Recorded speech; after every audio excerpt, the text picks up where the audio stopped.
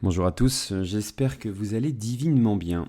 Nous allons parler aujourd'hui de la victime, de cette façon de concevoir la vie où, plutôt que de voir l'épreuve comme une façon de s'améliorer, une façon de voir ce qui nous emprisonne, une autre perception qui est ce qui m'arrive est horrible, je ne vais jamais m'en sortir, la vie est trop dure, et on baisse les bras et effectivement on devient une victime de la vie. Cette position est terrible car se plaindre amène la plainte et amène le négatif derrière et amène la souffrance. C'est-à-dire que tant qu'on ne prend pas ses responsabilités, tant qu'on ne prend pas sa vie en main, on ne peut pas passer à une étape de changement en soi et on se plaint de la vie, des autres, et derrière il y a l'illusion d'être déjà arrivé, l'illusion d'être parfait, car derrière la victime, il y a moi je n'ai pas à me remettre en question. Il y a aussi derrière la victime le besoin d'être aimé, le besoin d'exister aux yeux des autres.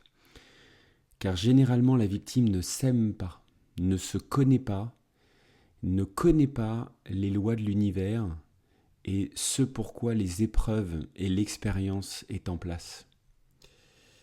L'épreuve et l'expérience ne fait que nous montrer ce que nous avons à découvrir, ce que nous avons à voir qui emprisonne notre cœur, notre être. Et la victime, se croyant déjà être, déjà arrivé, va souligner tout ce qui lui arrive qui est terrible et va souvent s'entourer d'autres victimes pour rester dans ce bain de souffrance, dans ce bain qui ne permettra pas de voir le merveilleux, la lumière dans la vie, dans les épreuves et dans l'expérience.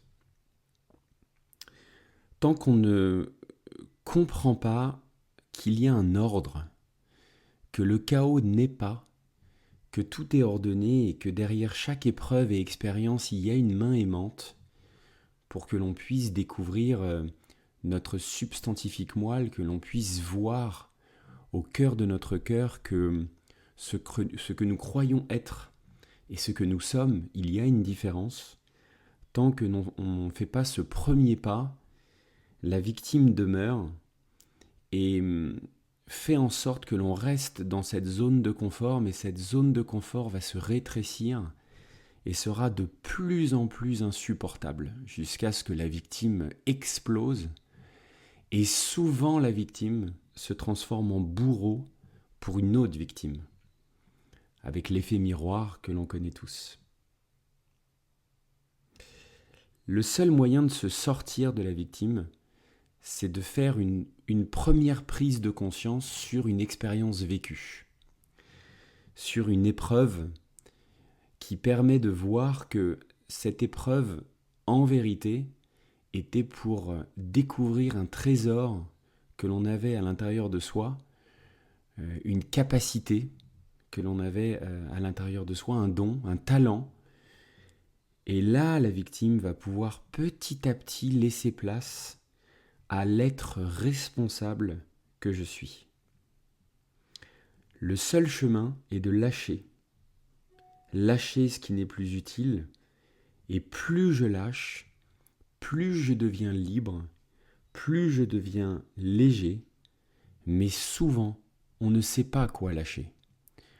On parle de lâcher prise, c'est devenu un terme très à la mode, mais lâcher prise, qu'est-ce que ça veut dire ? Est-ce que je dois tout lâcher ? Est-ce que je dois rien lâcher ? Est-ce que je résiste ? Et ça, on est habitué à résister. Tout lâcher n'est pas non plus la voie. Lâcher demande du discernement, demande de voir précisément ce que la vie nous demande, ce que l'univers nous propose de lâcher en l'instant. La victime n'est qu'une étape, elle ne demeure pas. Si la victime demeure, on résiste et on va en implosion ou en explosion.